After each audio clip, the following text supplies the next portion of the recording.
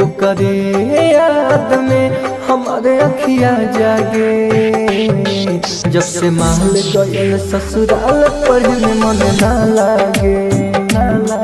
जब से माल गयल ससुराल पढ़ने मन ना लागे।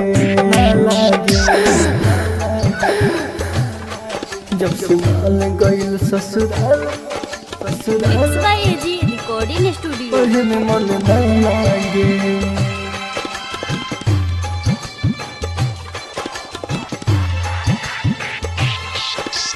डीजे सोनू कुशवाहा देखा बाजार डीजे सोनू कुशवाहा देखा बाजार। जब से मन गई ससुराल पढ़ने मन ना लागे। जब हम पढ़े बैठियो कर याद सतावेला। कापी किताब में वो कर चेहरा नजर आवेला। जब हम पढ़े बैठियो कर याद सतावेला। कापी किताबे में वो कर चेहरा नजर आवेला।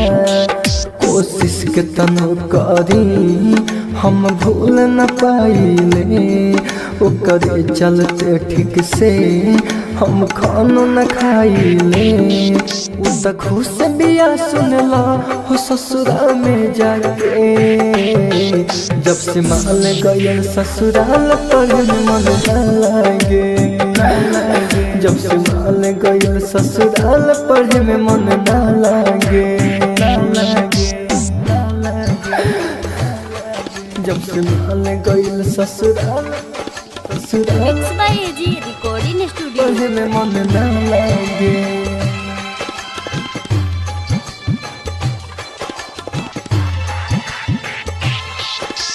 डीजे सोनू कुशवाहा देखा बाजार डीजे सोनू कुशवाहा देखा बाजार। जब से माल गयल ससुराल पढ़ने मन ना लागे। राइटर में से तोहरा से कितना बताई हो। लागत ओकर याद जियाते मुआई हो। राइटर में से तोहरा से कितना बताई हो। लागत ओकर याद जियाते मुआई हो। बोला हम किस्मन के कैसे मनाई हो।